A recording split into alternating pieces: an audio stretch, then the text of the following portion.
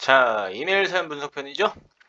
사연드립니다, 시우님. 내용이 짧을 것 같아 걱정인데 혹시나 짧고 더 요청하실 것 있으시면 메일로 답변 부탁드립니다. 저는 27살 여자고 디자인 계열의 회사에서 일하고 있습니다. 경기도에 거주 중이고 남자친구는 25살이며 저와 같은 회사에 다니지만 상대는 다른 업무 종류, 형태의 일을 하고 있어 출장도 잦고 해서 한 달에 한 번 얼굴을 볼 수 있을까 말까 한 정도입니다.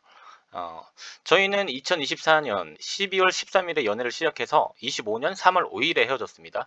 주된 문제는 연락 문제였습니다. 아무래도 상대방이 출장이 잦다 보니 연락을 더 잘해주길 바랬는데 상대는 맨 처음에 연락을 많이 잘해주다가 어느새 저와 데이트하는 도중에 연락하는 게 힘들다고 얘기하더라고요. 음, 그때 저는 이해해주기보다 그 정도도 못해주냐는 식이었고 남자친구는 자기를 이해를 해줄 순 없냐고 했고 그 일 이후로 조금 관계가 서먹서먹해졌던 것 같습니다. 그리고 일주일 또는 2주에 한 번씩 연락 문제로 서로 사소하게 투닥거리거나 크게 싸우기도 하고 제가 울기도 했어요. 그러던 2월 말쯤 남자친구가 갑자기 저한테 아침에 톡이 왔습니다. 저한테 마음이 식은 것 같다고요. 진짜 너무 후회돼서 미친 듯이 잡았어요. 연락 신경 쓰지 않겠다고 했는데도 잡히지 않더군요.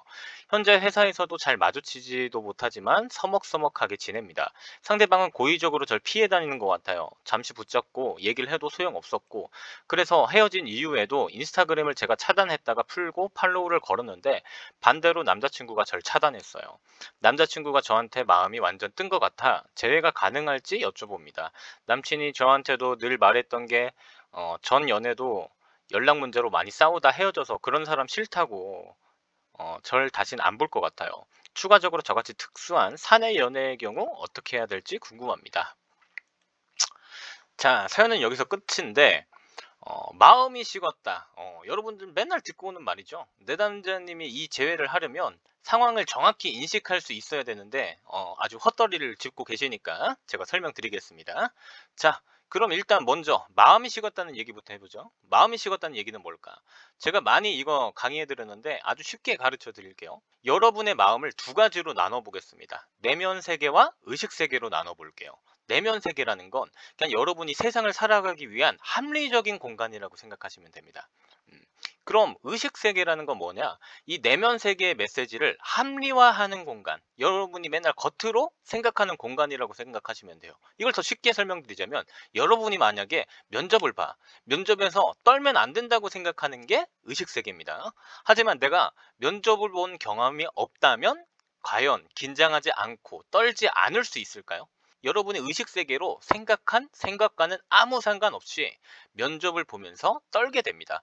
그게 바로 내면 세계입니다. 그래서 내면 세계는 합리적이다. 경험이 없으니까 당연히 떠는 거예요. 제가 왜 이걸 먼저 가르쳐 드리냐면 우리의 이 합리적인 내면 세계는 좋아하고 싫어한다라는 감정 자체가 존재하지 않아요. 그 감정은 의식 세계가 내면 세계의 메시지를 합리화하는 것일 뿐이에요.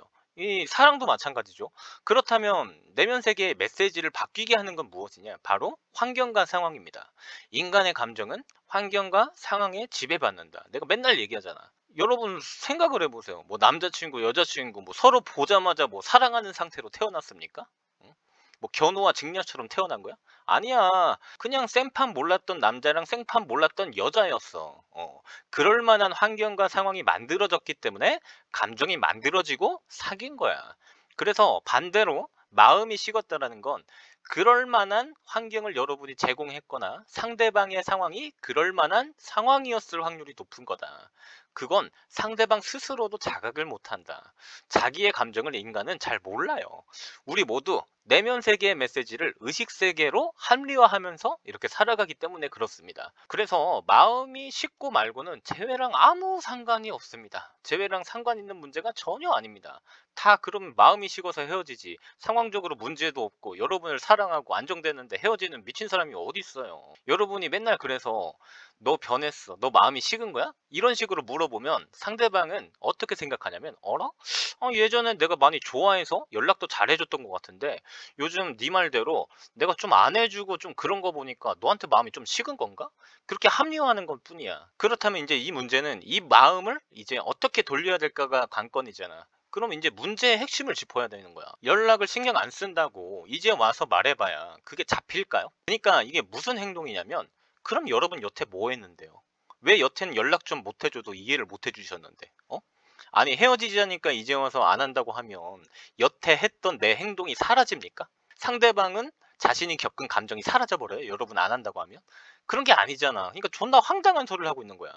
그리고 대부분은 연락을 신경을 안 써야지, 내가 참아야지, 이거는 개선점이 아니에요, 여러분. 그런 건 개선의 문제가 아니라 그냥 참는 거야. 그냥 참는 거기 때문에 100% 폭발하고 또 똑같은 문제로 이별해. 그리고 여러분이 아무리 티 안 내야지 하셔도요, 여러분의 평소의 행동에서 다 드러나게 되어 있어요. 문제는 본인들이 자각조차 못한다는 거야. 왜? 아까 설명드렸죠. 내면 세계는 합리적이라고. 의식 세계는 아무리 여러분이 안 해야지 생각해봐야 내면 세계는 그렇게 되지를 않아요. 일단 재회는 사내 연애지만 한 공간에 오래 붙어 있거나 뭐 자주 보는 상황이 아니다 보니까 일단은 재회를 하려면 이 사람을 편하게 대하는 것부터가 중요하거든요. 그리고 좀 감정을 좀 건드려 줘야겠지. 그래서 일단은 이 남자를 쇼부를 봐야 될 것 같아요. 좀 감정을 전체적으로 어떤 태도로 대해야 되고, 이 남자에게 어떤 메시지를 전달하면서 대화해야 되고, 남자가 혹시라도 부정적인 반응을 보였을 경우 어떻게 행동하셔야 되는지도 지침으로 보내드릴 테니까 일단 그거는 답변 보시고요. 일단 그거는 이메일 답변으로 받으시고요. 제가 좀 중요하게 말씀드리고 싶은 건, 이 사연의 문제점은 내가 연락에 집착을 했으니 집착을 안 해야지? 이게 아니야. 애초에 그런 생각이면 이 전남친 대할 때 태도부터 글러먹은 태도로 대하게 될 거예요. 다 티날 거예요. 그래서 개선점이라는 거는 시각을 넓게 바라봐야 돼요. 내가 왜 연락에 집착했을까부터 시작인 거야. 보통 연락에 많이 집착하는 사람일수록 어렸을 적에 불안한, 결핍, 불안한 정서적인 감정의 연장선이에요. 그러니까 나의 어떤 결핍, 불안감 같은 형태의 감정을 연락을 잘해주는 것으로 내가 안정감을 느끼기 때문이야. 그래서 이 정서적인 문제가 해결이 되질 않으면 안정감을 느끼질 못하기 때문에 또 똑같은 문제가 발생하고 마는 거예요. 뭐가 진짜 개선해야 될 점인지 이해되셨어요? 아니 연락도 신경 안 쓰고 사귀고 나서도 네 맘대로 해도 될 거면 여러분은 대체 연애를 왜 하는데요? 제외 왜 하십니까? 말이 안 되잖아. 연애는 상대방 입장에서도 상대방이 노력하고 싶어야 상대방도 재회를 선택하게 되는 거야. 지금은 뭐 눈 뒤집어 까져가지고 뭐 만나기만 하면 어떻게 될 거라 생각하겠지. 근데 그렇게 되는 문제가 아니란 말이죠. 왜냐면 근본적인 문제는 이 내담자의 불안정한 정서를 스스로 통제하지 못하는 점에 있는 거예요. 그러니까 봐봐.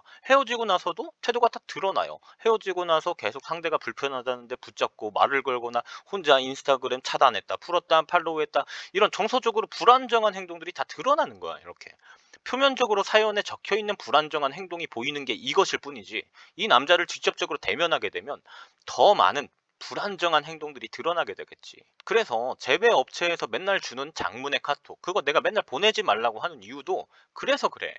나는 아직도 정서적으로 불안정한 사람이에요, 나는 아직도 미쳐 있어요 라는 걸 스스로 증명하는 꼴이 되거든. 내용은 상관이 없어. 장문의 카톡 내용은 상관이 없어. 왜?